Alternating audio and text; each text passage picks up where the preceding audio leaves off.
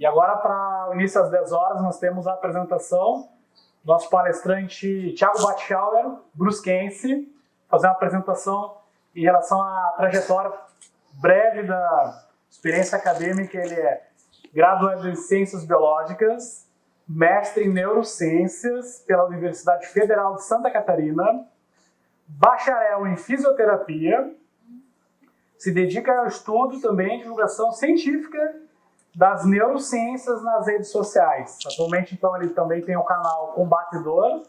Ele pôde participar conosco. Ficamos muito felizes e honrados que teve o espaço na agenda bem concorrida para poder estar conosco aqui apresentando. Eu peço, então, Thiago, por favor, contigo a manobra, meu camarada. Bem-vindo. Então, primeiramente, eu gostaria de agradecer aqui o convite do UFC e a oportunidade de estar conversando com vocês sobre um tema que eu sou fascinado e apaixonado, que é a neurociência.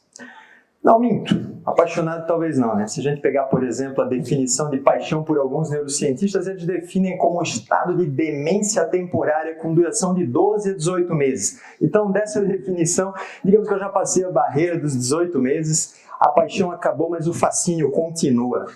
O título dessa apresentação, Adolescência e Emoções, sob a óptica da neurociência do comportamento. O que eu quero conversar com vocês aqui?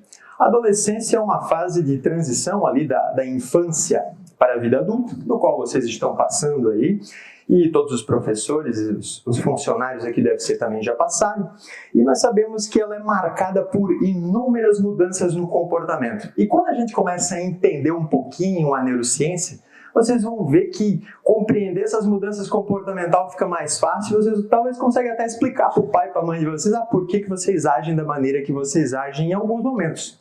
Então, para a gente entender mudanças comportamentais, precisamos entender um pouco do cérebro humano. E essa viagem do cérebro humano na adolescência, e eu já vou adiantar para vocês que eu vou estar em inúmeros momentos pedindo a interação. Que vocês, sei lá, levantem o braço, se vocês concordam, discordam, se acham que é certo, errado, se preferem a opção A ou a opção B, tá bom? Para a gente começar a entender um pouco disso, vamos fazer uma viagem, um background na neurociência, que eu quero trazer para vocês um caso que eu não sei se vocês já ouviram falar. Não está indo? Está longe? Deixa eu ver. O pointer parece que não está indo. Conecta de novo, vamos ver.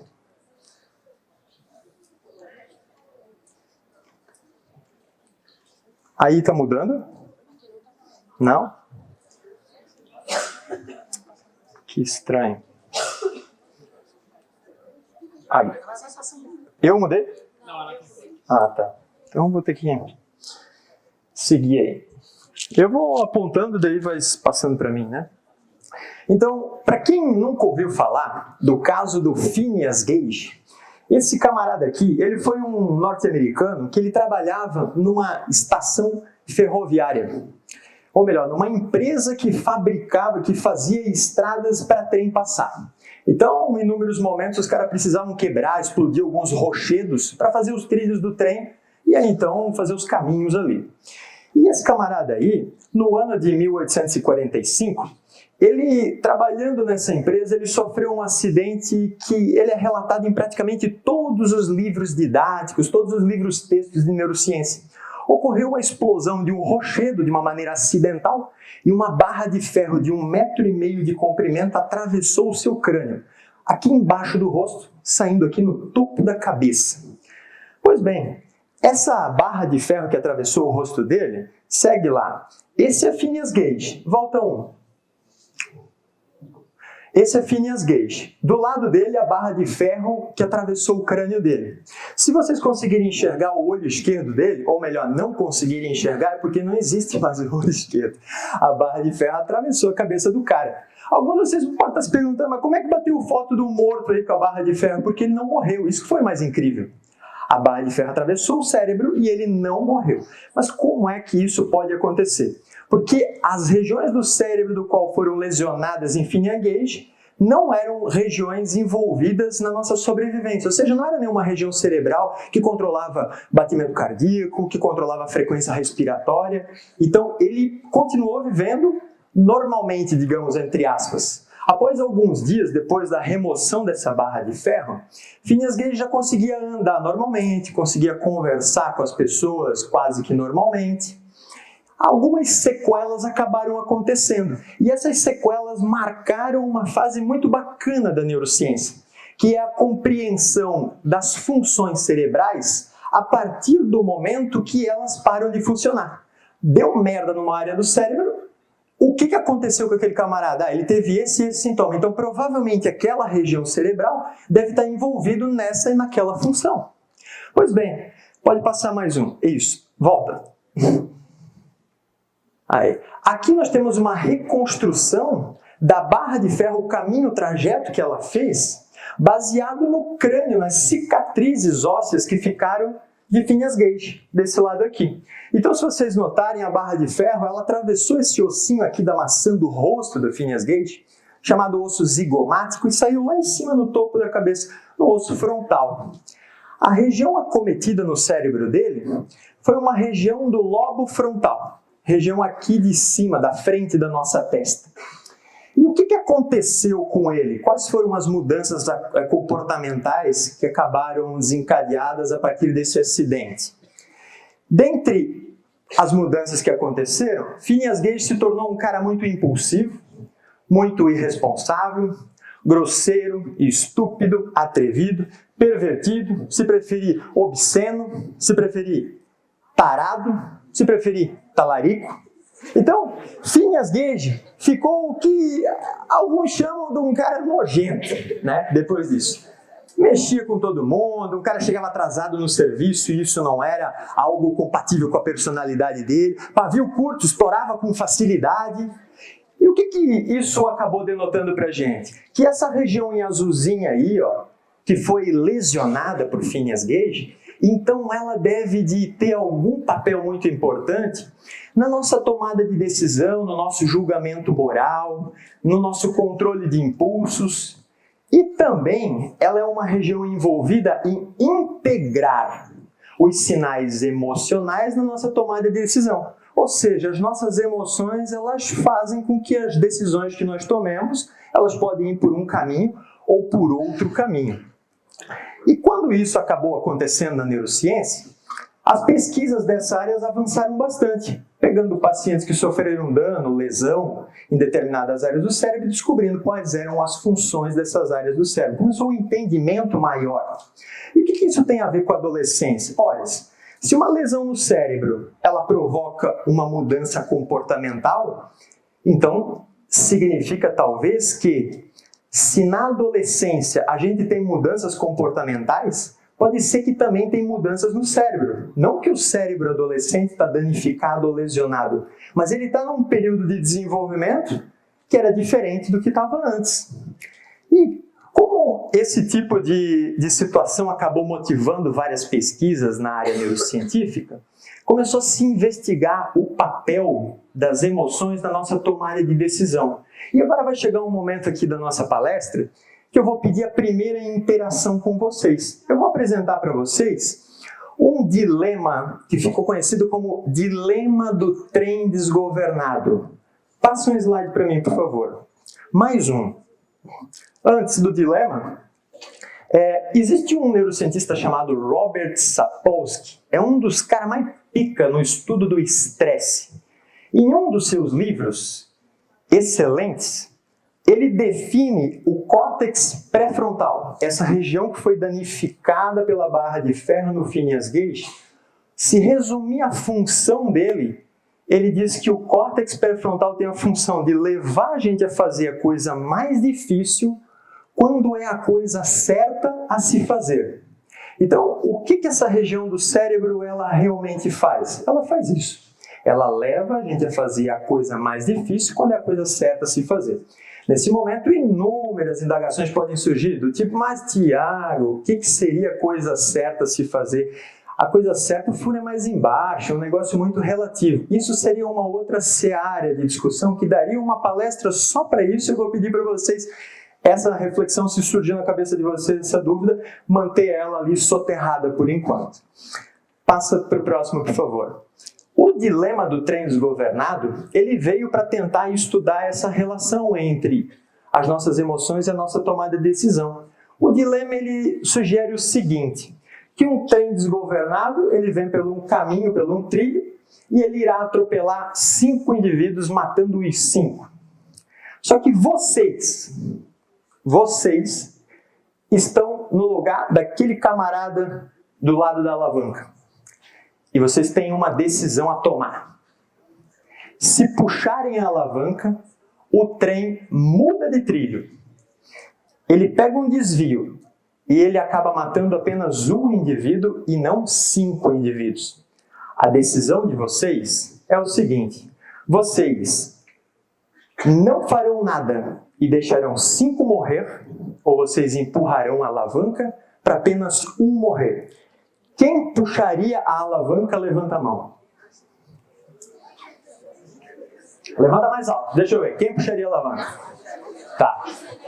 Tem alguns que eu vi que tiveram certeza que puxaria a alavanca. Outros olhou pro lado e parece assim, caramba, já que ele puxou, eu vou puxar também, né? Efeito manada. Mas, beleza. Vocês estão... Pode baixar. Isso, senão o coleguinha do lado, né? Aqui, pode ser que dá um problema. Vocês, então, estão dentro da média, da maioria das pessoas. A maioria trocaria a vida de 1 pela vida de 5 ali. Deixaria 5 sobreviver para 1 apenas morrer. Agora nós vamos tentar uma variação disso. Vou perguntar para vocês de uma outra forma agora.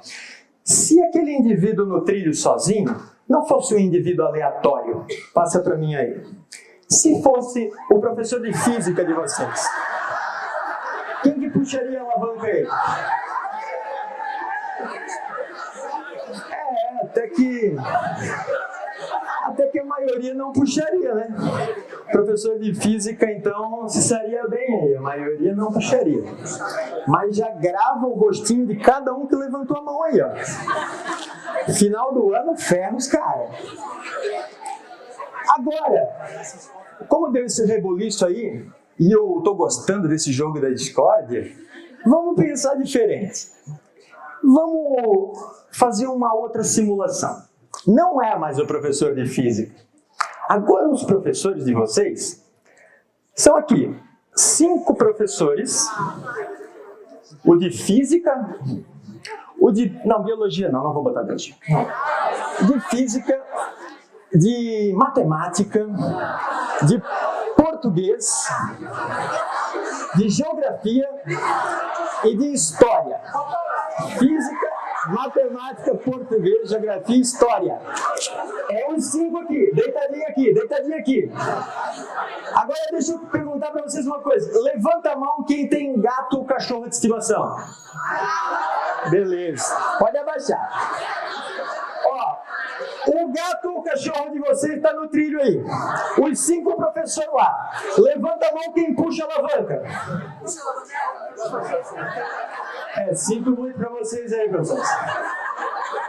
A brevidade da vida de vocês dependeria dessa decisão aí, ó. Temos um problema aí, né? Agora, esse dilema do trem desgovernado aí, pessoal, ele é interessante porque ele mostra pra gente como que as nossas emoções elas podem modular o nosso julgamento moral, né? Quando eu enxergo uma pessoa que eu tenho mais apreço, uma pessoa que eu tenho mais sentimento, é mais difícil eu julgar o que é o certo a se fazer. Se eu fosse um cara estritamente racional, um Dr. House da vida, não sei se vocês conhecem essa série, mas eu vou falar porque eu gosto bastante, provavelmente, independentemente de quem estaria lá, ele dizia assim, não, eu vou matar 1 para salvar 5, porque 5 vidas é melhor do que apenas uma. Né? Só que esse dilema do trem desgovernado, ele tem inúmeras variações, como essas que eu fiz para vocês. Só que essas variações, elas são variações indiretas, ou seja, vocês precisariam puxar uma alavanca para produzir algum efeito. Vamos tentar uma variação desse dilema, que é a seguinte, pula para mim ali. Agora a situação é um bonde desgovernado, com 5 pessoas ali, esse bonde está vindo e vai matar aquelas 5 pessoas, vocês estão em cima da passarela, e um indivíduo corpulento, um indivíduo com IMC acima de 32, se preferirem um indivíduo obeso, ele está posicionado à frente de vocês. Se vocês empurrassem esse indivíduo da passarela e ele caísse ali na frente, hipotetizamos que isso desviaria o bonde e salvaria 5 pessoas. Ah, mas o cara é muito grande para desviar um bonde. Vamos fazer esse exercício mental. Não me julguem. Pula aí. A pergunta é: levanta a mão, quem empurraria o gordinho? E se não conseguisse empurrar? Aí tu seria culpada por 5 assassinatos. Eu tenho uma pergunta. Se eu empurrar ele, eu vou ser considerado criminoso? Essa pergunta tem que se fazer para um juiz. Eu não tenho essa competência para te responder. Mas vocês notaram que agora mais um rebuliço ocorreu? Mais uma discussão. E tu, e faz o quê? Não, tá doido? Levanta a mão. Olha aí, cara, o que tu tá fazendo, cara? Empurrando a pessoa, isso é assassinato.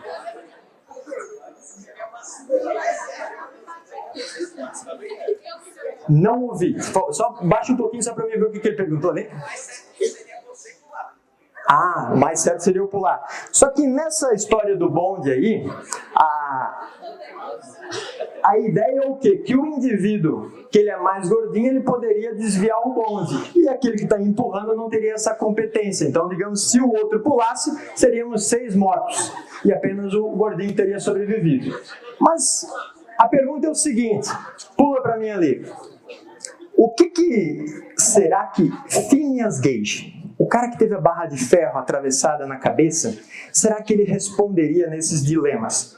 Como ele teve uma lesão em uma área cerebral que é envolvida no nosso julgamento moral, e essa área cerebral, ela recebe informações de outras regiões de caráter emocional, o que aconteceu com vocês nesses dilemas aqui foi justamente eu jogar um componente emocional na decisão de vocês. E vocês começaram a ver um negócio diferente. Pô, a primeira foi mais fácil.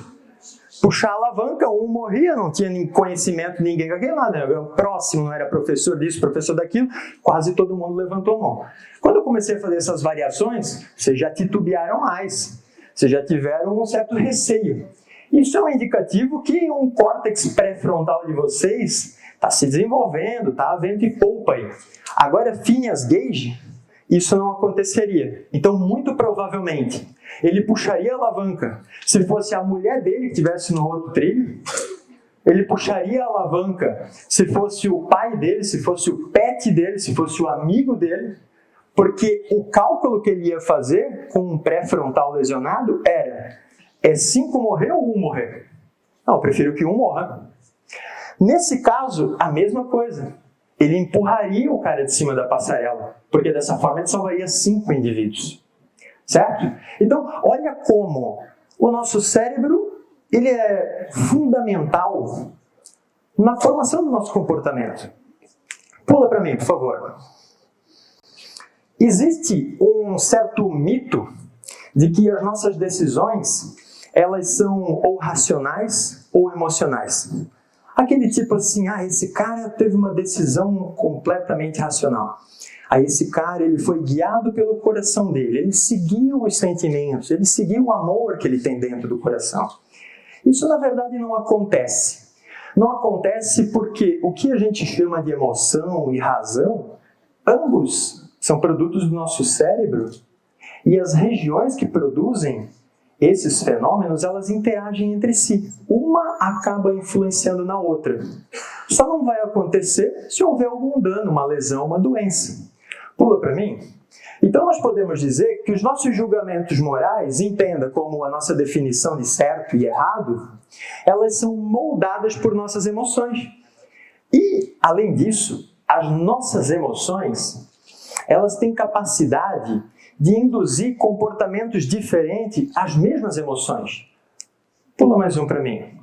Por exemplo, se a gente pegar estresse e medo, comumente são 2 emoções que vêm bem acompanhadas. O indivíduo com medo geralmente está estressado.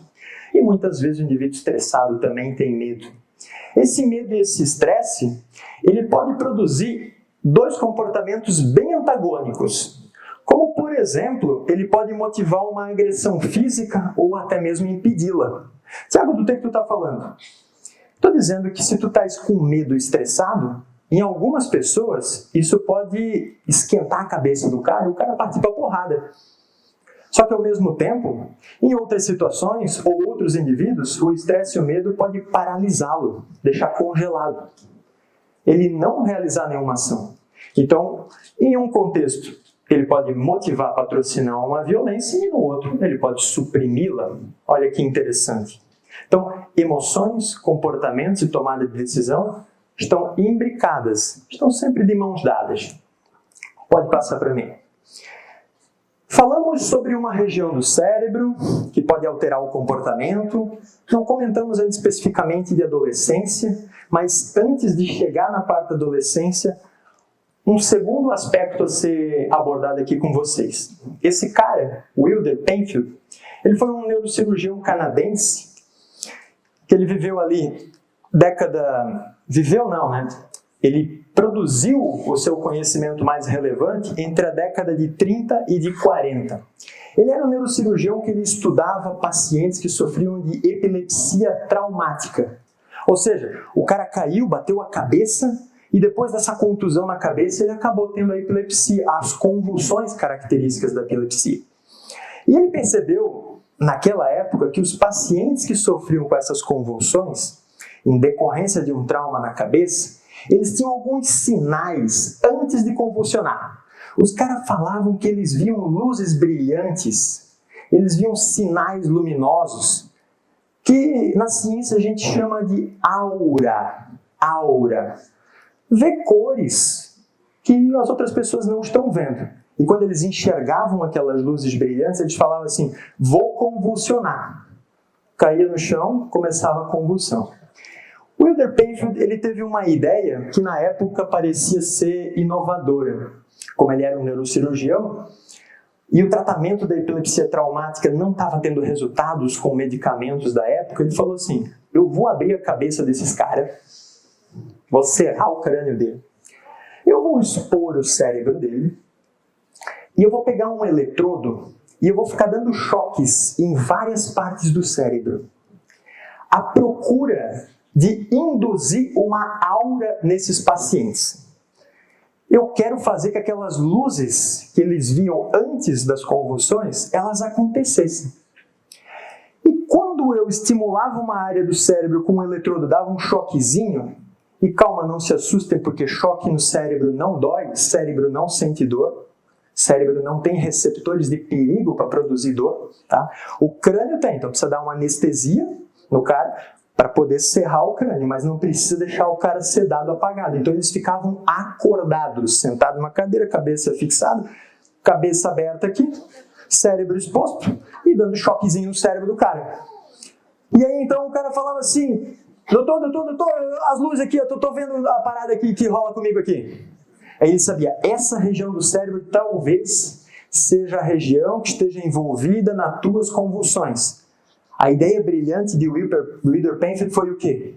Cara, eu vou arrancar fora essa parte. E vamos ver o que rola com essa parada, né? E ó, bisturi velho ali, ó, tirou um bifezinho do cérebro do cara. E o que ele percebia? Que as crises convulsivas, realmente, elas passavam. Aí a pergunta, nossa, cara, que tratamento da hora. Tem uma tia minha, vou falar para arrancar um pedaço. Não. Hoje em dia, a gente tem intervenções mais efetivas para isso daí. Não precisa mais arrancar pedaço do cérebro. Hoje em dia dá para colocar eletrodos no cérebro que dão uma corrente elétrica que impedem aquela parte que está hiperativada de ela disparar de maneira descontrolada. Essas cirurgias hoje em dia são feitas, nossa, um furinho do tamanho de um tubinho de caneta Bic, uma furadeira que faz aqui assim, cara, às vezes até menor. Eles entram com um fiozinho bem fininho, um eletrodo, posicionam no cérebro na região certinha lá e tal, e disparam as correntes elétricas, e isso só pacientes que não respondem a tratamento medicamentoso, tá? Mas o que isso tem a ver com a adolescência, com a neurociência, Tiago? Não enrola, cara, muita enrolação. É que o Wilder Penfield, ele começou a ter algumas descobertas interessantes. Enquanto que ele dava choque no cérebro do camarada, ele percebia que alguns pacientes falavam assim, doutor, estou sentindo dar uma coçada aqui atrás do meu joelho. Aí ele ia para o lado, doutor, agora eu estou sentindo que está tocando aqui na altura do meu peito. Mas não tinha toque nenhum. Dava um choque no cérebro, ele sentia uma hora aqui. Dava um choque numa outra parte do cérebro, ele sentia aqui. Aí o Wilder Penfield foi mapeando quais partes do cérebro eles tinham as sensações de toque pelo corpo. Aí eu vou um pouquinho para o lado, opa, agora é aqui na coxa. Eu vou um pouquinho para o lado, opa, agora é aqui para trás, perto da bunda. Eu vou um pouquinho para o lado, agora é aqui no... Não, vou pular essa parte. Aí então ele foi mapeando isso. E quando ele mapeou isso daí, Penfield, ele conseguiu descobrir o que hoje em dia a gente chama de mapa somatotópico. Nome bonito na neurociência que a gente dá para a representação do nosso corpo no cérebro. Então o nosso cérebro tem um mapa do nosso corpo. Estimulando esse mapa, a gente vai ter sensações pelo corpo. Tanto é que em algumas neurocirurgias, há inúmeros relatos de alguns pacientes que têm algumas experiências sobrenaturais. Estimulando determinadas áreas do cérebro, ele fala assim: eu saí do meu corpo e me enxerguei de cima da sala, vendo eu deitado na mesa de cirurgia. Meu espírito saiu, a minha projeção astral aconteceu ali. Tudo baseado em uma estimulação em determinada área do cérebro envolvida na nossa percepção do corpo, tá bom? E agora, o que isso impactou no conhecimento que a gente tem com a adolescência? Como eu comecei a palestra, eu falei que a adolescência é um período marcado por inúmeras mudanças comportamentais. E nós temos algumas mudanças um pouco engraçadas e outras mudanças um pouco mais sérias, que chamam mais a atenção. Vamos começar para aquelas que são menos sérias, digamos assim. Pula para mim. Essa região em azulzinha é a região que o Wilder Penfield ele foi dando choquezinho para descobrir a representação do nosso corpo no cérebro. Se chama córtex somatosensorial. Córtex, em latim, significa casca. Então é a parte externa do cérebro. Essas minhoquinhas do cérebro aí, que a gente dá o nome de giros, é o córtex do nosso cérebro. Somato significa corpo. Sensorial, sensores. Então, é a casca do cérebro que recebe as informações dos sensores do nosso corpo. Olha que doido. A casca do nosso cérebro que recebe as informações sensoriais do nosso corpo. Baseando-se nesse estudo de estimulação elétrica do cérebro, o Wilder Penfield ele conseguiu determinar cada partezinha desse córtex somatosensorial corresponde a qual região do corpo.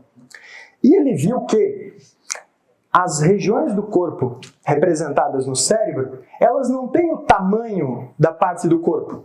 Por exemplo, o nosso braço tem, 60, 70 centímetros de comprimento.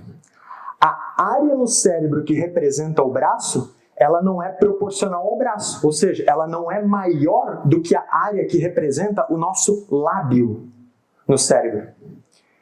Aí por que isso? Por causa que a parte do cérebro que representa o nosso corpo, ela é diretamente relacionada com o grau de inervação daquela região. Quantos mais neurônios nós temos naquela parte, maior área de cérebro é dedicada a processar aquelas informações. É por esse motivo que a boca é uma região altamente inervada, com bastante sensibilidade. Então, o cérebro dedica uma parcela bem grande para a boca.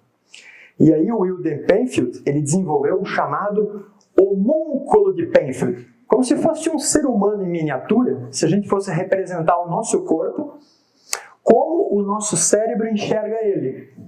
A gente teria um corpo humano que as mãos seriam gigantes, porque as mãos são muito inervadas, nós temos muita sensibilidade. Nariz, olho e boca, gigantão também. E regiões que são menos inervadas, bem pequenininha. Por exemplo, cotovelo. Todo mundo já fez aqueles testes de pegar a ponta do cotovelo, a pele do cotovelo, apertar, beliscar um monte, puxar e falar, aqui não dói nada, tá tranquilo. Pouca inervação. O mapa somatotópico diz que o nosso cotovelo corresponde a uma área de cérebro bem pequenininha. Pois bem, esse tipo de conhecimento nos ajudou a entender algo que acontece na adolescência, muito interessante, depois a maioria das vezes. E isso é marcado por aquelas situações familiares que vocês já estão cansados de ouvir, principalmente a galera do terceiro ano. E terceiro ano, levanta a mão, deixa eu ver onde é que tá. Estou misturado, pensei que ia ser mais do fundão, mas está um pouco misturado. A galera do terceiro ano, principalmente, já passou por isso daí. Depois de uns 2 anos, às vezes 3 anos, no final do ano, encontro de família, sempre vem aquele tio, olha pra ti e diz, meu Deus, cara, tu era desse tamanho quando eu te conheci, olha que jamantão que tá agora, como o guri cresceu, rapaz, né? Todo mundo passa por isso aí. E depois, quando vocês ficarem mais velhos, vocês vão falar a mesma coisa. Aí vocês vão dizer, meu, que chato, cara, aquele tio. Aí vocês se tornam aquele chato. Isso é o mais curioso. Então, esse período que é marcado pelo crescimento corporal, ele acontece uma coisa interessante, que é o seguinte: se nós temos uma região do cérebro que representa o nosso corpo, quando o nosso corpo ele vai crescendo, se desenvolvendo, deveria de também essa região do cérebro se desenvolver, acompanhar. Se o meu mapa corporal no cérebro ele está dizendo que eu tenho 1,55 m, mas o meu corpo tem 1,62 m, o negócio está incompatível. E quando acontece essa incompatibilidade, e por que acontece a incompatibilidade?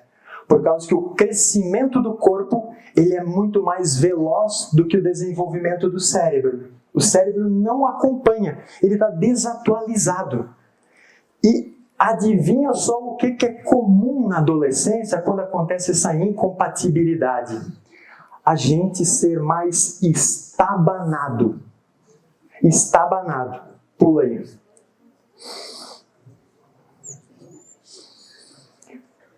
A pergunta que eu faço antes de continuar para ter mais uma interação tete a tete aqui com vocês. Levanta o braço quem se identifica como uma pessoa desastrada, estabanada. Sem vergonha, levanta esse braço, estica esse cotovelo. Aê, agora melhorou. Baixa ligeiro e sua suvaqueira. Tá. Então, olha, a maioria se identifica dessa forma. O que significa isso? Bate com o cotovelo na quina da porta, derruba coisa quando sai da mesa, dá trombada em tudo quanto é canto, tropeça, tem dificuldade para caminhar e escovar o dente, a coordenação vai assim, as pernas vão assim também, né? Então, pode acontecer inúmeras dessas situações. E isso explica o porquê que os adolescentes são estabanados. Pula mais um para mim ali, professor. A gente pode dizer que esse mapa somatotópico ele está desatualizado. Desatualizado por quê? É como se o corpo fosse um brachiosauro, mas o cérebro tem a representação dele como um triceratops. Então, enquanto que o corpo é um jamantão, o cérebro está dizendo que é bem menor do que isso. E adivinha só, isso daí não acontece somente na adolescência. Tem uma outra fase da vida que é marcada por uma incompatibilidade entre o nosso mapa do corpo no cérebro e o tamanho do corpo. E essa fase, ela só acontece com as mulheres, que é na gravidez. A gravidez, o que é nada mais? Um crescimento abrupto, né, do tamanho do útero, uma projeção relevante do abdômen para frente, de modo que o nosso cérebro não consegue se atualizar naqueles 6, 7, 9 meses a tempo. E o que é comum com 95% das gestantes? Bater a barriga em tudo quanto é canto. Levanta da mesa, raspa a barriga. Passa não sei o que, bate a barriga. Ai meu Deus, será que o bebê coisa boa vai ser? Então, esses desastres que acontecem com a gestante é em decorrência disso. O nosso cérebro não está alinhado com o mapa corporal. Só que no caso da adolescência, tem mais um agravante. O crescimento do corpo, ele não é proporcional, ele é desigual. O corpo começa a crescer da periferia para o centro, das extremidades para o meio do corpo. Então a gente diz que é de distal para proximal. Significa o que é isso? Que o adolescente começa a crescer na fase do estirão, primeiro o pé, depois a perna, depois os braços, o tronco e por último, a cabeça. E como é que nós vemos isso no desenvolvimento de vocês? a gente enxerga isso, que a primeira coisa que deixa de servir na adolescência é tênis. Às vezes, em poucos meses, o tênis não serve mais, está apertado. Na minha época, para economizar um pouco, a minha mãe comprava tênis para mim com 2 números maiores, né? Para dizer assim, não, é melhor tu andar com um pé de palhaço, assim, que o tênis dura mais tempo, do que a gente ter que comprar um tênis a cada 6 meses. Aí, depois disso, a próxima coisa é as calças. Cresceu o pé, agora as pernas. A calça começa a ficar curta. Próximo vai ser camiseta. E por último, aí nós vamos ter a cabeça. Então, na adolescência, os bonés servem por mais tempo. Tênis é o que acaba deixando de servir mais rápido. Então, nós podemos dizer que na adolescência, essa relação cérebro e o tamanho do corpo está tudo esculhambado. Tudo esculhambado porque o corpo da adolescência, ele não é uma versão maior do corpo infantil e ele também não é uma versão reduzida de um corpo adulto. Pula para mim, professor. Outro aspecto que essa desatualização do nosso mapa somatotópico no cérebro ele produz é uma tendência que nós, como os adolescentes, e alguns isso persiste até a vida adulta, é de ficarmos se olhando no espelho com muita frequência. Então, o adolescente costuma se olhar muito no espelho. Fica muitas horas na frente do espelho, olha para cá, vê se está bom, vê se está isso, vê se está aquilo. Foto, 12, 15, 30, para postar uma. Então, o que explica isso? Essa tendência que a gente tem de ficar se olhando no espelho. A hipótese neurocientífica é que se olhar no espelho é uma maneira que a gente vai utilizar o cérebro para tentar realinhar as proporções do corpo com a representação que ele tem lá. Olha que doido. Então o mapa do cérebro está desatualizado do nosso corpo. Se olhar no espelho pode facilitar isso. Pode dizer assim, ó, bicho, faz um upload agora desse corpo novo aqui, cara. Faz um upgrade desse corpo novo aqui. Então seria uma tentativa talvez de realinhar o próprio corpo. Pode ir lá. Agora nós temos outras características que são muito marcadas na adolescência, que é o tédio, a preguiça e o comportamento de risco. E adivinha só, isso pode ser explicado através do conhecimento neurocientífico. E é o que eu vou trazer para vocês. Para a gente entender tédio, entender preguiça e a tendência a buscar novidades, a se arriscar, a se aventurar em situações perigosas, ela é explicada muito em parte devido a um conjunto de estruturas cerebrais que são chamadas de sistema de recompensa. O sistema de recompensa cerebral é o conjunto de uma região em azul aqui, representada, conhecida como área tegmentar ventral, e uma região aqui em rosinha, conhecida como núcleo accumbens, ou também núcleo accumbente. Mas não se apeguem aos nomes, à neuroanatomia, porque isso é chato pra caramba. Vamos se apegar ao conteúdo por detrás disso. O que o sistema de recompensa faz? Sistema de recompensa, pode dar um clique para mim? Ele é aquele que vai nos fazer querer mais de tudo que foi ou pode ser bom.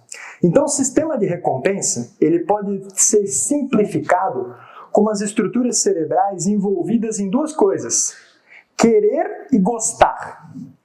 Querer e gostar. Só que essas 2 competências, elas são separadas. Ou seja, as substâncias químicas envolvidas no gostar não são as mesmas envolvidas no querer. Isso significa que eu posso gostar de algo que eu não quero e posso querer algo que eu não gosto. Isso tem implicações que, meu Deus, daria uma palestra toda só para falar sobre isso. Mas de qualquer forma, essas estruturas aqui, elas vão explicar, pelo menos a maior parte, do tédio, da preguiça e do comportamento de risco. Como é que acontece essa história toda? A área tegmentar ventral, ela é rica em neurônios produtores de uma substância conhecida como dopamina. O núcleo accumbens é uma região cerebral rica em receptores para dopamina se ligar. Então, em azul, cospe dopamina. E em rosa, capta, engole, pega, captura essa tal de dopamina. Como é que isso funciona? Com um clique... Não, pode ir para aquele lá slide, pode isso. Agora dá um clique na tela ali só para o videozinho assim. Imaginamos aqui que nessa representação ilustrativa, aqui nós teríamos um neurônio da área tegmentar ventral. As bolinhas representariam a dopamina que ele está cuspindo. E aquele outro neurônio representaria um neurônio do núcleo accumbens, que estaria pegando essa dopamina. Então, isso é chamado de sinapse, né? É a comunicação entre os neurônios. A comunicação, majoritariamente, ela é química. Um produz uma substância química, dá uma cuspida ali numa fenda, que a gente chama de fenda sináptica, e o outro captura. Beleza. Aí como é que funciona esse negócio de capturar aí? Pula mais um para mim. Dá mais um play para nós. Aqui nós temos representado a membrana daquele neurônio do núcleo accumbens, aquele que está recebendo a dopamina. Essas partes roxinhas aqui representam receptores que estão naquela membrana. Esses receptores têm diversos tipos de receptores. Pode dar mais um play de novo esse vídeo para mim, por favor. Se vocês olharem essas moléculas vermelhas, elas estão caindo em alguns receptores, em alguns canais e estão entrando no neurônio, né? E aqui nós vemos parece um ouriço amarelo aqui, ó, que se ligou a uma parte roxa. Esse ouriço amarelo aqui poderia representar a molécula de dopamina se ligando ao receptor. Ao se ligar ao receptor, ela vai produzir os seus efeitos no nosso cérebro. E quais são esses efeitos que a gente vai explicar o comportamento adolescente, é o que a gente vai ver. Então podem ver que é uma questão química o negócio, ou melhor, neuroquímica. Envolve uma molécula e envolve um receptor. Então, mudanças do comportamento envolvendo tédio, preguiça e comportamento de risco deve de alterar de alguma forma essa parada aí. Ou essa molécula, ou esse receptor, ou os dois. E entender isso talvez seja bacana. Pula para mim. O que é importante entender desse aspecto de receptor e de molécula, de neurotransmissor? É que quanto mais receptores nós vamos ter numa célula, mais fácil é ativar ela. Então, quanto mais o núcleo accumbens ele tiver os receptores para grudar a dopamina, mais fácil será ativar o nosso sistema de recompensa. Ativar o sistema de recompensa significa o que na prática? Significa gerar motivação, gerar desejo, gerar anseio, querer fazer algo, certo? E olha o curioso, pula para mim, é que do início da adolescência até o final dela, nós perdemos cerca de 1/3 dos receptores de dopamina no núcleo accumbens. Olha o que eu estou falando. Perdemos 1/3 dos receptores de dopamina do núcleo accumbens. Tiago, o que isso importa? O que isso tem? Já vou chegar lá. 1/3 dos receptores perdidos significa que é mais difícil de ativar o sistema de recompensa.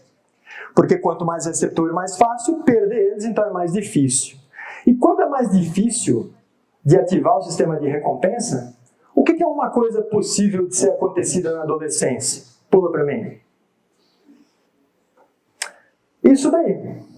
O que essa foto aí ela representa para vocês? Que emoção? Hã? Tédio. Beleza. É uma marca registrada da adolescência. Todos os adolescentes vão sentir tédio? Comparado com a sua infância? Sim. Comparado um com o outro, pode ser aqueles que têm mais tédio e aqueles que têm menos tédio. Dá mais um clique para mim. O que é, na verdade, o tédio? É situações que antes elas eram prazerosas, elas eram motivadoras, agora deixam de ser. Então é uma incapacidade que o nosso cérebro tem de sentir esse prazer, de sentir a motivação. Isso é o tédio. E o quanto isso tem de evidência científica, o quanto isso nós conseguimos comprovar na prática? Pula para mim. Um estudo que foi publicado no ano de 2004 numa revista científica bem pica na área da neurociência. Se chama Journal of Neuroscience. O que eles fizeram? Eles queriam ver como é que era a diferença cerebral do adolescente e do adulto, olhando para o sistema de recompensa, quando eles recompensavam esses indivíduos com alguma coisa. Recompensavam com o quê? Com dinheiro. Então, eles tinham uma tarefa para desempenhar, tinham que resolver um problema. Os que conseguiam, ganhavam uma graninha ali. E isso, eles monitoravam a atividade cerebral dos indivíduos com um aparelho chamado ressonância magnética funcional. O que é essa ressonância magnética funcional? É um equipamento, um aparelho que vai medir o fluxo de sangue no cérebro. Regiões que têm mais sangue no cérebro significa que aquela área cerebral está mais ativada. Menos sangue, menos ativada. A e C, cérebro adolescente. B e D, cérebro adulto jovem. O que é adulto jovem? 20, 25 anos de idade. Depois de ganhar um prêmio em dinheiro, a ativação do sistema de recompensa no cérebro adolescente está demonstrada nessas duas imagens. Nós temos áreas do sistema de recompensa junto com outras áreas, como o córtex visual primário, mas o sistema de recompensa está representado aqui. Quanto mais amarelo tiver, maior é a ativação do sistema de recompensa. Olha que interessante, cérebro adulto bem amarelão, cérebro adolescente pouco amarelo. Pode passar para mim? O que isso significa? Que o adolescente, depois de fazer uma tarefa e receber uma grana, ele tem uma menor ativação das regiões cerebrais envolvidas com motivação e prazer. Ah, Tiago, não concordo contigo. Libera um 100 pilinha para mim aí para tu ver se eu não vou ficar contente. É claro que fica. Teve ativação do sistema de recompensa. Teve, mas não foi no grau de um adulto.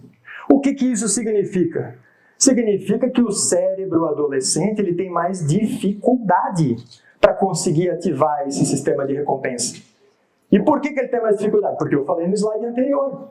Ele tem um embotamento desse sistema de recompensa, ele tem menos receptores. É mais difícil de ativar.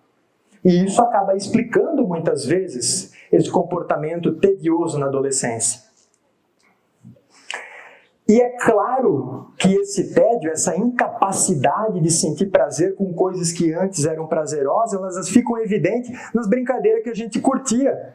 Pô, quando a gente era pequenininho, falava morto, falava vivo, tava todo mundo dando risada. Entrava numa sala de aula, uma criança fazia... não parava mais de rir do começo ao final da aula. Chega na adolescência, isso já não é mais tão engraçado assim. Já não é algo tão prazeroso e alegrador, brincar de boneca, brincar de carrinho, de pega-pega, de morto-vivo, ou seja lá o quê. As brincadeiras mudaram.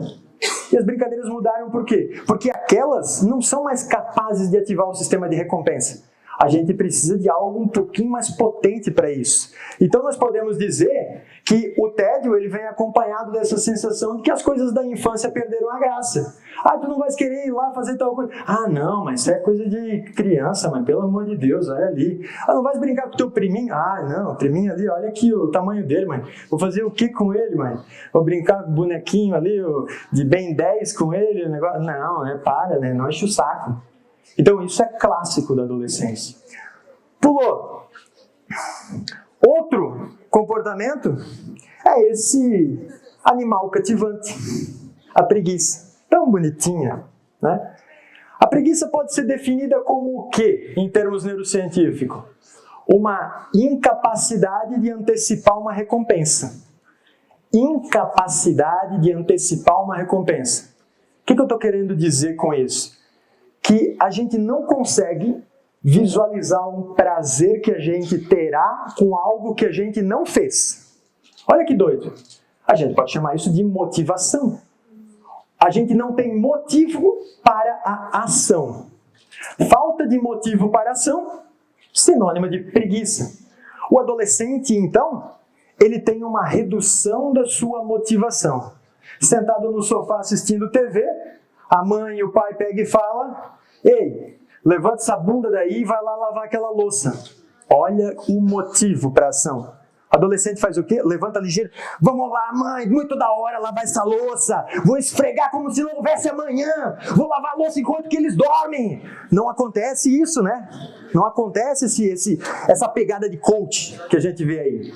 Então, a adolescência é marcada por essa desmotivação, essa preguiça. Podemos então falar que o cérebro adolescente ele vai precisar de mais estímulos para gerar motivação suficiente para vencer aquela inércia, aquela resistência de não fazer. Ele precisa de mais estímulos. E aí nós entramos numa outra seara da nossa palestra aqui.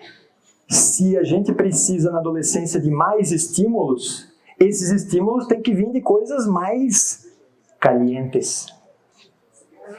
E aí então nós vemos o que é comum também na adolescência, procurar alguns estímulos mais potentes. A gente começa com estímulos mais potentes que são mais fácil acesso e depois a gente tende a ir para aqueles que têm uma alta periculosidade.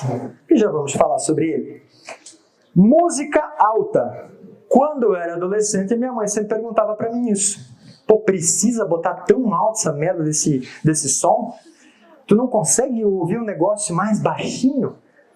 Com um sistema de recompensa embotado, com menos receptores de dopamina no núcleo accumbens, com uma maior dificuldade para obter prazer com coisas que antes eram prazerosas?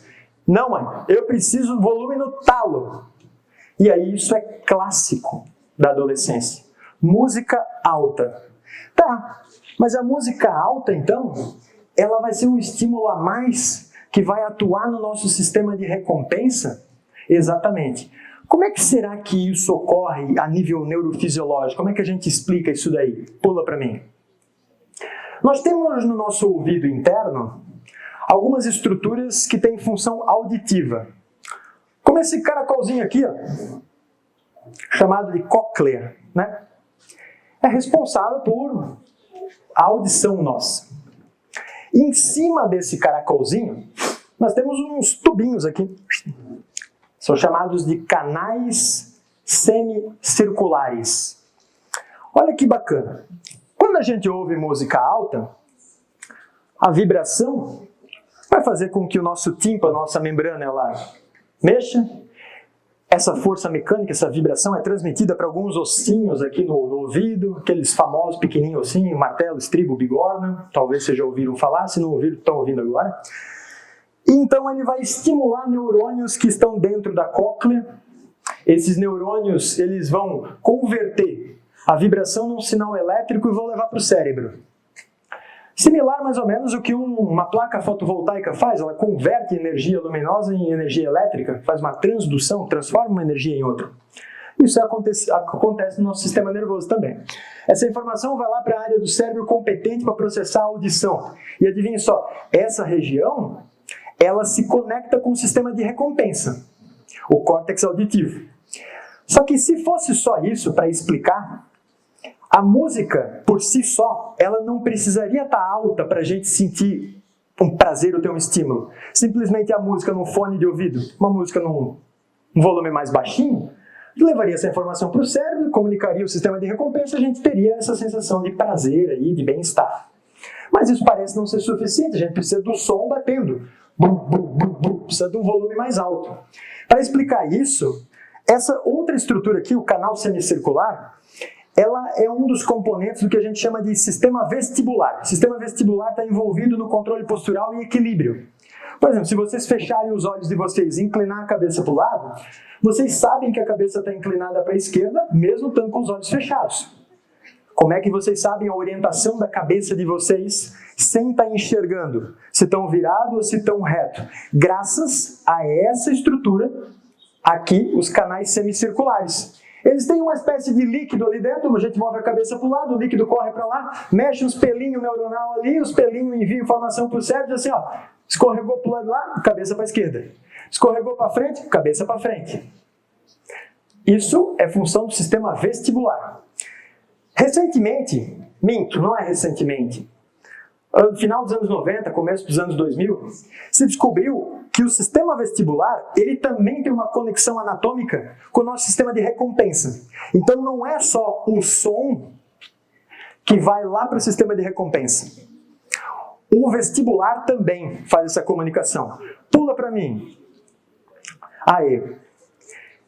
Esse sistema vestibular, ou seja, quando a gente está ouvindo uma música alta, ela pode estimular o sistema vestibular, ou seja, a vibração do som, conseguir não só sacudir essa região audição, mas também essa região de controle postural. Para ela sacudir o sistema de controle postural, aqui o sistema vestibular, o som precisa ser mais intenso, mais alto ali. O que seria mais ou menos essa intensidade ali? Na verdade, eu nem sei se eu estou falando certo, né? Professor de física depois me corrige se decibéis é intensidade de som ou não. Mas de qualquer forma, de 90 a 110 decibéis. Isso é equivalente a colocar um secador de cabelo lá da orelha. Pelo menos essa intensidade para o sistema vestibular ser ativado. E aí então eles informar o sistema de recompensa. O que isso nos diz? Nos diz que se vocês estão num show de rock, numa rave, e a música está bem alta, vocês vão ter duas fontes de estímulos que estão indo para o sistema vestibular. Uma fonte que é a própria audição, a música, eu gostei, eu curto esse som, eu curto essa melodia, eu gosto dessa música, mas também o barulho, a batida, o grave no ouvido, vai estimular o sistema vestibular de maneira a ele tentar intensificar aquelas áreas do cérebro envolvidas com o querer e com o prazer. Olha que interessante. Então, é por esse motivo que música alta pode dar prazer, principalmente para o adolescente. Eu era assim. Hoje em dia, eu já sou mais um velho chato ranzinho. Eu já vou num pubzinho, eu já vou num restaurante, tá um cara com música ao vivo, eu curto, mas eu sento bem longe do cara. Para não ficar com aquela caixa de som do meu lado. Porque aquele som ali do meu lado me agonia que eu não consigo conversar, cara. Aí vai conversar, o cara tem que berrar. Aí, indesejadamente, o camarada para de tocar a música e eu nem percebo. E às vezes pode acontecer de eu estar falando mal de outra pessoa. E todo mundo ouve.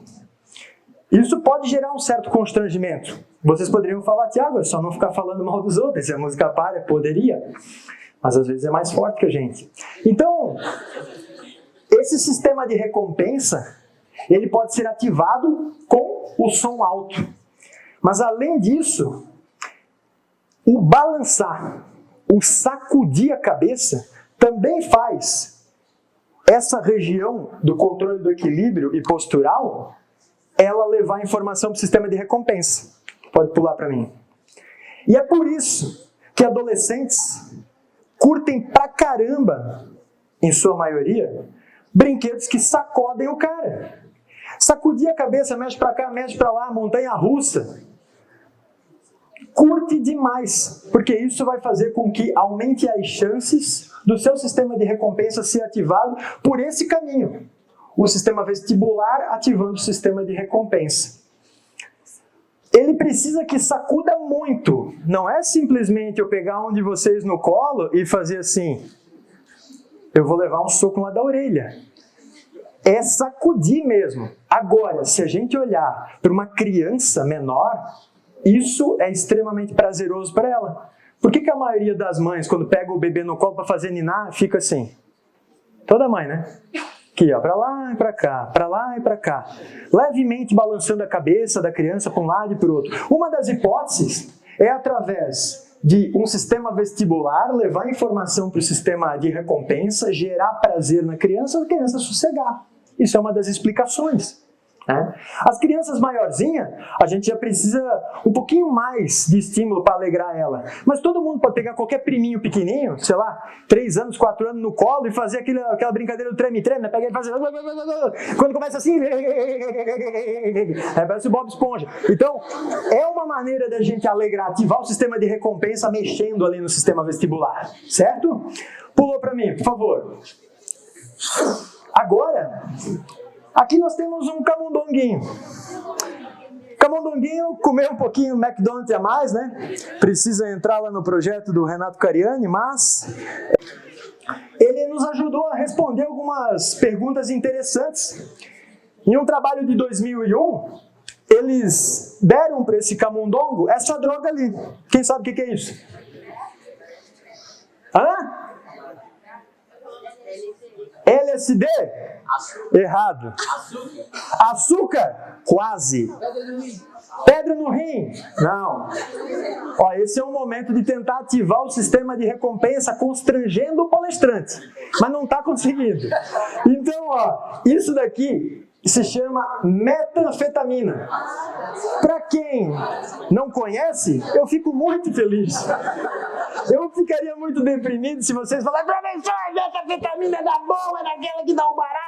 Não. Então, para quem ainda não viu a série Breaking Bad, ela tem como protagonista essa droga.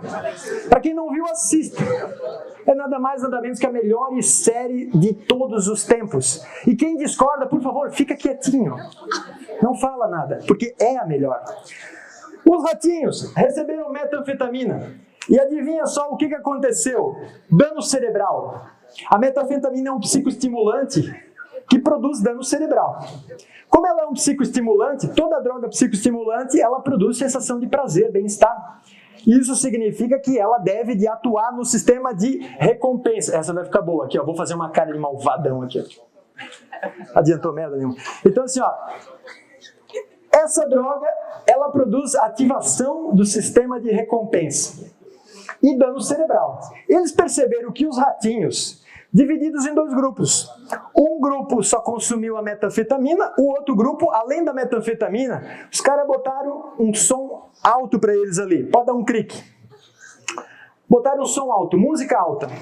E algo curioso aconteceu com esses camundongos. O dano cerebral deles foi potencializado pela música alta. Olha que doido, cara. A metanfetamina destruiu células cerebrais. Aqueles que, além da metanfetamina, estavam ouvindo música alta, tiveram uma potencialização desse dano cerebral. O que isso sugere para neurocientistas? Que o caminho que a droga faz no cérebro parece convergir com o caminho que a música alta faz. E qual que é esse caminho? O destino, o sistema de recompensa. Os dois chegam no sistema de recompensa.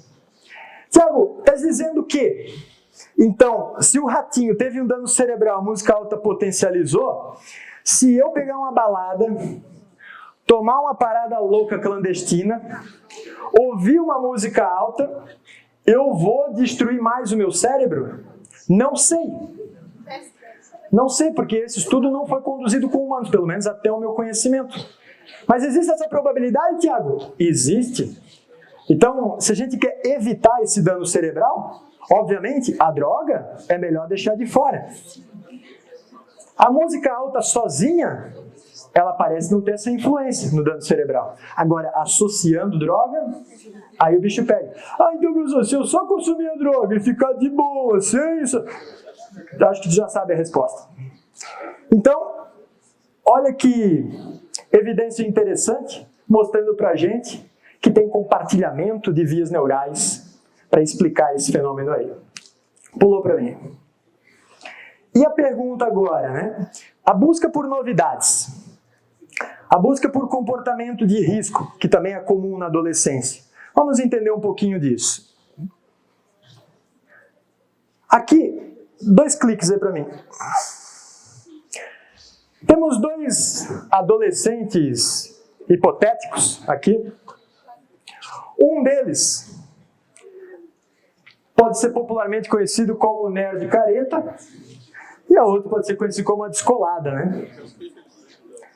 O que faz a diferença entre um adolescente, ele ter uma certa aversão a riscos, e o outro adolescente, ele ter uma busca por riscos, gosta do risco?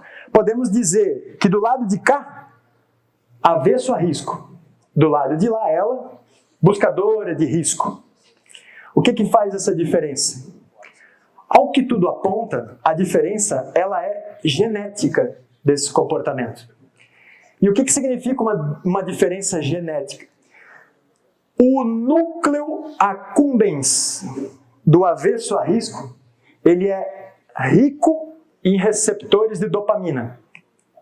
O núcleo accumbens da descolada, da buscadora de risco, ela é pobre em receptores de dopamina. Se eu tenho muito receptor de dopamina, é mais fácil obter prazer, é mais fácil me motivar. Se eu tenho pouco receptor de dopamina, é mais difícil obter prazer, é mais difícil me motivar. Eu preciso de um estímulo a mais, certo? Pois bem, na adolescência, todos perdem receptores de dopamina. Só que imagina que esse camarada aqui tinha essa quantidade de receptores, a menina tinha essa aqui.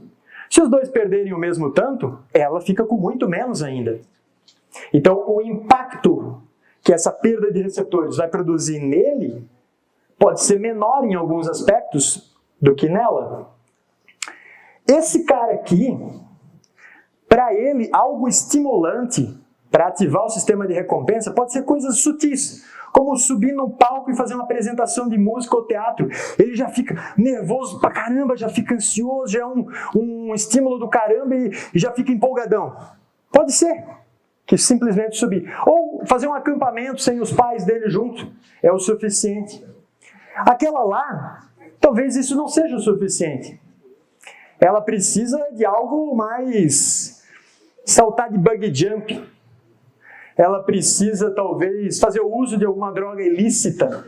Ela precisa, talvez, cometer pequenos delitos para ela obter aquele prazer, aquela sensação de bem-estar, devido ao embotamento do seu sistema de recompensa. Olha que curioso. O que a neurociência aponta sobre essas diferenças, esses fenótipos bem distintos, essas características de um adolescente e de outro? Ela aponta, pula para mim, outra, mais uma. Ela aponta para mim que o adolescente que corre risco demais não é bom. O adolescente que não corre risco nenhum também não parece ser bom. Aqueles que correm riscos moderados, eles apresentam uma competência social na idade adulta melhor. O que seria uma competência social? Podemos entender como se relaciona melhor com as outras pessoas, consegue se adaptar melhor aos contextos que ele está inserido. É um indivíduo que ele vai ter mais desconfiômetro quando ele está em determinado... aqui eu não posso falar dessa parada aí, não posso expressar minha opinião, porque a galera toda aqui vê de tal jeito. Então, isso seria competência social. Esse estudo que determinou isso, lá da década de 90, eles acompanharam as crianças da sua infância até o final da adolescência. E aí foram monitorando aquelas que se aventuravam em coisas de maior periculosidade e em menor periculosidade. Passagem pela polícia, uso de drogas, desempenho escolar, né, trabalho que tinham, que desempenhavam, como é que era o seu comportamento dentro de casa, como é que os pais relatavam, né? Então, a busca por risco parece ser algo promissora, mas a gente tem que ficar nessa balança aí. Pula para mim. Um outro aprendizado que a gente pode ter é, de novo, com ratinhos. Dessa vez, os ratos, eles podem nos ensinar um pouco sobre estresse. Esse trabalho que eu vou citar, que está referenciado aqui embaixo, ali, de 2002, já antigo, notou o seguinte: eles pegaram um tubo desse daqui e colocaram os ratos ali dentro. Colocar o rato preso num tubo é algo que estressa o rato. Como é que tu sabe que estressa ele? Porque se tu tira uma amostra de sangue do rato, tu consegue ver que hormônios relacionados ao estresse estão bem aumentados nesses ratos aí. É algo que a gente esperaria. Tranca tu dentro de um tubo amarrado, alguma coisa assim, tu também não vai achar legal pra caramba. Então aquilo estressa, né? Só que, tem um porém, os ratos eles eram geneticamente modificados. Metade dos ratos, os pesquisadores fabricaram eles com uma quantidade grande de receptores de dopamina no núcleo accumbens. A outra metade, poucos receptores. Metade eram buscadores de risco, que eram os com pouco receptor, igual a menina descolada. A outra metade eram os avessos a risco, igual o rapazinho da esquerda ali, dito como careta. Tá? E eles viram que os ratos buscadores de risco, repito, com pouco receptor dopamina, quando colocado nesse tubo que estressava eles, que o hormônio do estresse estava aumentado, eles tinham a atividade do sistema de recompensa também aumentada, indicando que eles estavam curtindo, tendo prazer, tendo bem-estar em ficar naquele tubo. Só que quando os pesquisadores davam uma injeção para bloquear o hormônio do estresse, a atividade do sistema de recompensa deles ficava igual dos outros ratos. O que isso indica para a gente? Que parece que o estresse ele é um caminho também para a gente obter prazer. Só que ele é mais fácil de obter prazer com estresse em indivíduos que têm poucos receptores de dopamina. Os buscadores de risco vão se aventurar em situações mais perigosas. O que isso representaria na adolescência? Sei lá, cometer pequenos delitos. Entrar numa loja de conveniência, catar uma balinha, um negócio, botar no bolso, dar uma roubadinha na vendinha, ou consumir bebida alcoólica com menos de 18 anos. Isso poderia ser considerado um comportamento de risco que envolve uma maior percepção de estresse. O curioso desse estudo, que além disso, eles perceberam uma coisa interessante. Os ratos que tinham mais receptores de dopamina e menos, buscadores de risco e avesso a risco, eles botaram esses ratos em gaiolas com acesso livre à cocaína. Eles tinham um catéter enterrado na veia deles e uma alavanquinha dentro da gaiola. Rato adora alavanca, adora. Vê uma alavanquinha, patinha está lá, batendo. Batia na alavanca, injetava uma dose de cocaína deles, dava um barato nos ratos. Os ratos ficavam doidão. Daqui a pouco eles iam lá de novo, batia na alavanca, mais uma dose de cocaína. E eles perceberam que os ratos, buscadores de risco, reforço, com poucos receptores de dopamina, eles se viciaram na cocaína, enquanto que os avessos a risco não se viciaram. Então, olha a primeira lição que nós podemos tirar disso daí. Nós vamos ter adolescentes, vamos ter pessoas que vão experimentar algumas drogas no decorrer da sua vida e elas não vão se tornar viciados. Outras pessoas, elas experimentam com 16, com 15, com 18 anos e estão lá com 30 anos e ainda estão consumindo. O que faz um adolescente que experimentou e não se viciou e o outro experimentou e se viciou? Parece que essas diferenças cerebrais, tu ser um buscador de risco ou um avesso a risco, ter pouco ou ter mais receptores de dopamina, isso predispõe ao vício. Então, é uma coisa intrigante que vocês talvez não tenham essa percepção, se vocês são um buscador ou avesso a risco. A partir dessa palestra, vocês vão começar a refletir, eu sou mais aquela menina ou sou mais esse rapaz? Se eu sou mais aquela menina, eu posso dizer que eu tenho um risco maior de me tornar um dependente, um viciado, se eu vir a experimentar droga. Agora, se eu for um avesso, eu tenho um menor risco. Tiago, tu viesse aqui no UFC para palestrar, para dizer assim, se eu for avesso a risco, dá-lhe droga, e se eu não for... Não é isso. Estamos falando de probabilidades, né? Pode acontecer o contrário? Pode. O importante seria a gente tentar evitar ao máximo, principalmente, drogas do qual a gente tem evidência de que são muito danosas, até mesmo em quantidades moderadas, né? Então tem drogas que não existe dose segura. E uma delas até é legal. Ela é permitida por lei.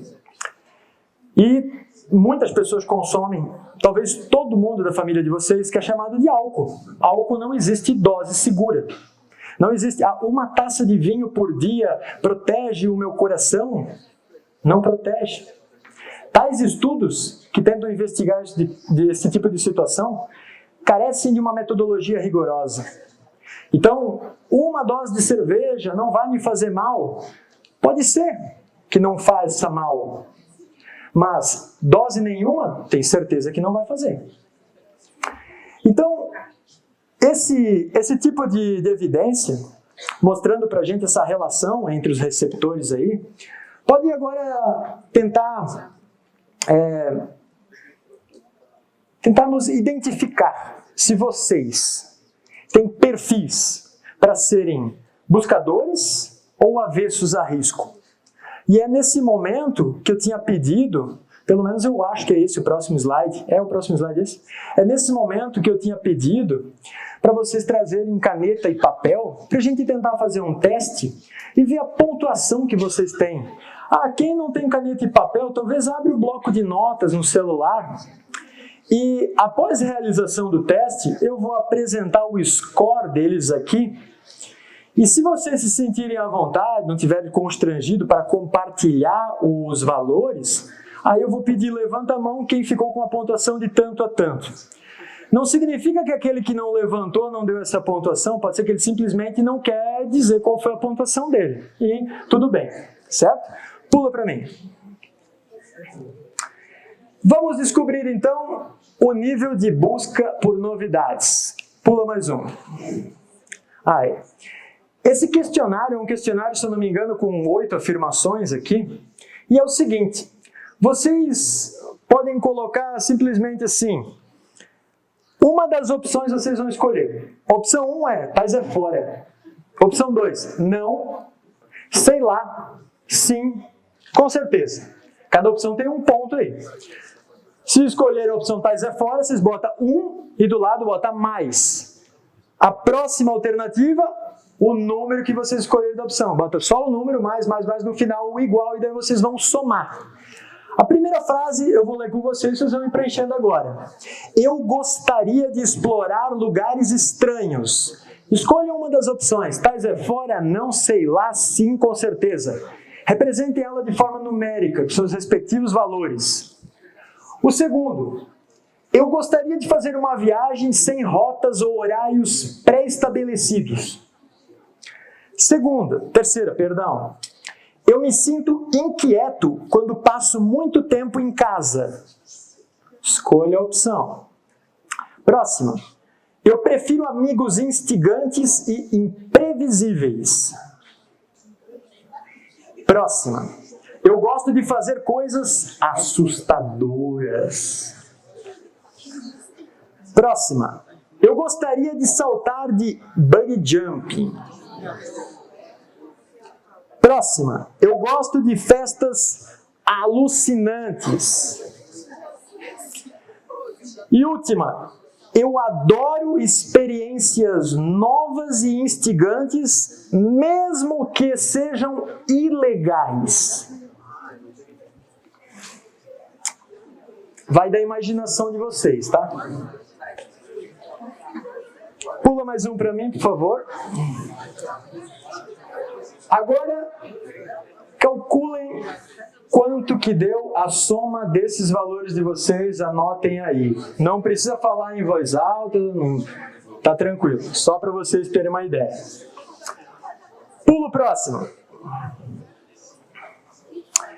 Quando a gente olha para a pontuação de adolescentes e adultos, ou seja, de vocês, dos professores e funcionários, a tendência, ou seja, a média, não é que todo mundo vai ser, a média, adultos pontuam um pouco mais baixo nesse questionário do que os adolescentes. Isso é a média, a tendência. Pois bem, pulou. Das pessoas que responderam, 68% nessas pesquisas, aqui está meio ruim, acho. 68% nas pesquisas ficam entre 20 e 29 pontos. Isso aqui seria a média. Aquele indivíduo que não é um buscador de risco nato e nenhum avesso a risco. É o cara que provavelmente ficaria aqui no meio da balança. Aquela balança que nos diz a maior chance de competência social. 16% a busca por novidades, bem baixinha. Esses indivíduos aqui, há uma maior probabilidade de ter desempenho, assim, bons desempenhos em atividades que requerem relação interpessoal, assim, ou talvez algum cargo de gerência, de direção. Pode ser que eles tenham um pouco mais de dificuldade. Talvez. 16% aqui acima, pontuam de 30 a 40, são os doidão por novidade. Aqueles que vão se aventurar em muita coisa. Tiago está querendo dizer que o amarelo e o vermelho é problemático, é deficiente em alguma coisa e está errado, é um ser humano desprezível? É óbvio que não. Eu posso ter indivíduos, só um pouquinho pessoal, eu posso ter indivíduos aqui dentro do vermelho que são talvez aqueles que se encaixam no perfil de empreendedores de sucesso quando a gente olha do ponto de vista econômico, financeiro. Eles podem ser aquele cara que buscou novidade, que foi atrás de inovação, que investiu dinheiro em alguma coisa arriscada. Talvez um Steve Jobs da vida seria um vermelhinho desse, certo? Então, não necessariamente estar nas bordas é algo deletério, perigoso. Dependendo do contexto, aquilo pode te beneficiar. Seria que nem perguntar o que é melhor, nadadeira ou asa? Depende, embaixo d'água a asa não vai ajudar muita coisa. Então, dependendo do contexto, a gente vai se beneficiar mais com um traço ou com outro. Pois bem, agora, quem se sentir à vontade, pontuou no verde, levanta a mão. Ó, mais ou menos parecido com o que a literatura vem mostrando. Baixou. Quem pontuou vermelho? Uou! Baixou. Quem pontuou amarelo? Ó, aqui tem mais amarelo do que vermelho. Interessante. Curioso. Legal. Pode passar para mim? A pergunta, para finalizar a palestra de conteúdo, é o seguinte: quais vantagens as mudanças no sistema de recompensa que a gente tem na adolescência traz?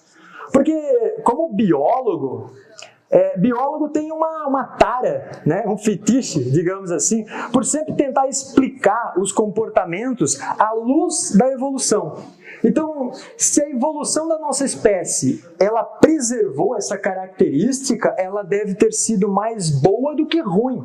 Ela deve ter aumentado mais as nossas chances de sobrevivência e de reprodução. E por que isso aconteceu? Uma das hipóteses é que quando na adolescência a gente tem um embotamento do sistema de recompensa, menos receptores, que é o comum, isso talvez seria uma característica para tentar patrocinar o adolescente a se aventurar por novos caminhos, a encontrar a turma dele, a sair debaixo das asinhas do pai, a procurar parceiros sexuais fora da família, a negociar com mais sucesso. Vocês não entenderam a jogada? Quem que nunca... meu beijo, meu primeiro beijo, cheguei pra minha prima. Sempre a prima tem a parada junto, né?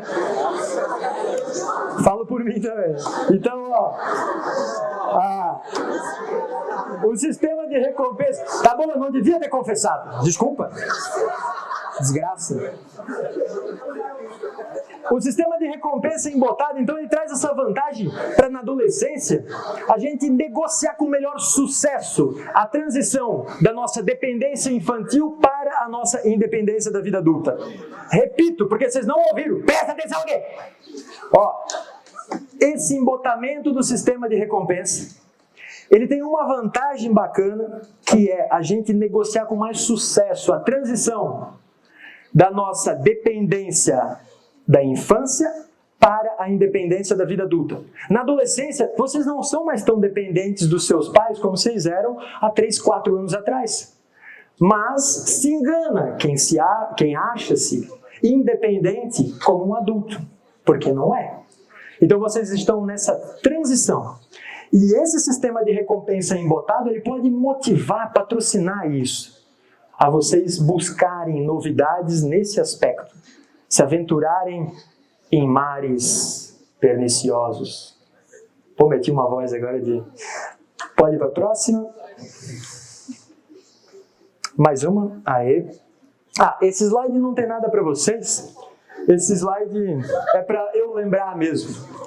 Eu lembrar do quê?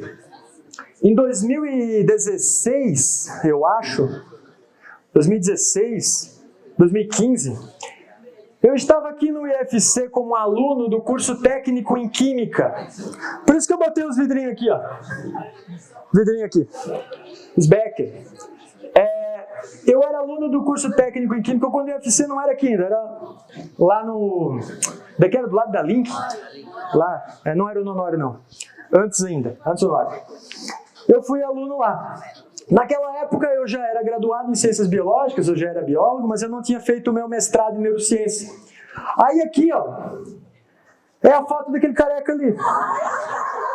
O Thiago, né? Lá no IFC, certa vez ele estava sentado, eu esfreguei a mão na careca dele e fiz um desejo. E aí esse desejo, ele parece que acabou acontecendo. Ele virou para mim e falou, Cobro! Não, ele não falou isso. Mas ele disse pra mim assim, bicho, faz um mestrado, porra. Eu tô fazendo mestrado ali na UFSC. Acho que tu vai curtir. Aí eu disse, que negócio é esse de mestrado, Thiago? Cara, é um negócio que tu estuda que nem um cavalo, aí tu leva mais patada do que elogio, e depois eles te dão um papel dizendo que tu é mestre. Aí tá bom. Parece ser interessante. Vou fazer essa parada aí. E aí, então, no meu processo seletivo, o Thiago foi um cara que me ajudou bastante. E ele me ajudou no projeto de pesquisa, quando eu tinha que escrever o pré-projeto. Falou, Thiago, pô, dá uma olhada aqui, vê como é que tá isso, se tá tudo certo. Ele me deu umas dicas. Não, escreve desse jeito, não bota assim, tá. Me ajudou na formatação. Eu estava me aventurando no desconhecido, não sabia nada, estava muito inseguro. Acabei fazendo lá o processo seletivo, passei, consegui a bolsa lá da CAPES e tal, fiz o meu mestrado, depois até na minha dissertação de mestrado, em agradecimento, eu coloquei o nome dele, mas eu nem lembrei de falar nada. 2 anos depois ele me mandou a mensagem, porra, bicho, eu vi a dissertação lá no repositório da UFSC, botou lá o meu nome, pô, brigadão, não sei o quê. Eu disse, claro, na cronologia da minha história, que foi extremamente aleatória, por isso dado, né? E eu caí na neurociência, que é uma área que eu tenho muito fascínio até hoje, gosto muito de estudar ela. Então, Thiago foi um pontapé, foi uma fagulha inicial que acendeu essa paixão aí e acabou me levando para esse caminho. De uma maneira totalmente aleatória, foi tudo acaso, não acredito nessa questão de destino, determinismo, mas isso é uma crença pessoal minha. Então, hoje eu acho uma situação muito bacana eu estar aqui conversando com vocês, falando sobre neurociência, justamente depois de já ter passado aqui como aluno, antes de fazer o mestrado, e estar aqui apresentando ainda para o Thiago, que foi uma peça-chave nisso daí. E, cara, para mim isso é muito, muito gratificante, né?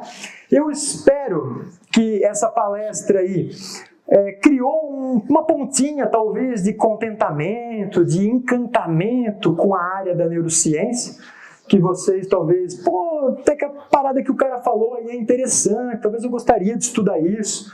Se por acaso vocês virem a falar para mim, gostei desse assunto, quero aprender mais, quando eu me formar aqui talvez eu gostaria de estudar essa área, isso é muito legal, esse tipo de reconhecimento, certo? Pode pular para mim. Mais uma vez. Agora o meu jabá, né? O meu jabá, eu gosto de fazer divulgação científica, principalmente nessa plataforma chamada Instagram e nessa chamada YouTube.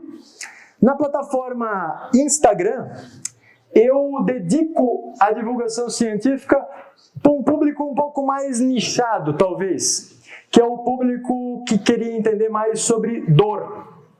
Uma das linhas que eu dedico muito tempo de pesquisar na área da neurociência, de estudar, melhor falando, estudante, não pesquisador, é a neurociência da dor, né? Então, não sei se alguém conhece um clube de assinatura chamado Reservatório de Dopamina, de um psicólogo, o Wesley Belanogari, foi colega meu de mestrado, estudamos juntos. Esse clube de assinatura, ele tem 130 mil assinantes, né? E dentro desse clube de assinatura tem um módulo de neuro da dor, do qual eu sou professor lá. São 10 aulas, e 10 aulas desmiuçando a neurociência da dor, mas de um jeito mais denso, mais acadêmico, assim, né? Entretanto, aqui nessa plataforma, eu uso ela para divulgar a neurociência da dor de um jeito um pouquinho mais facilitado.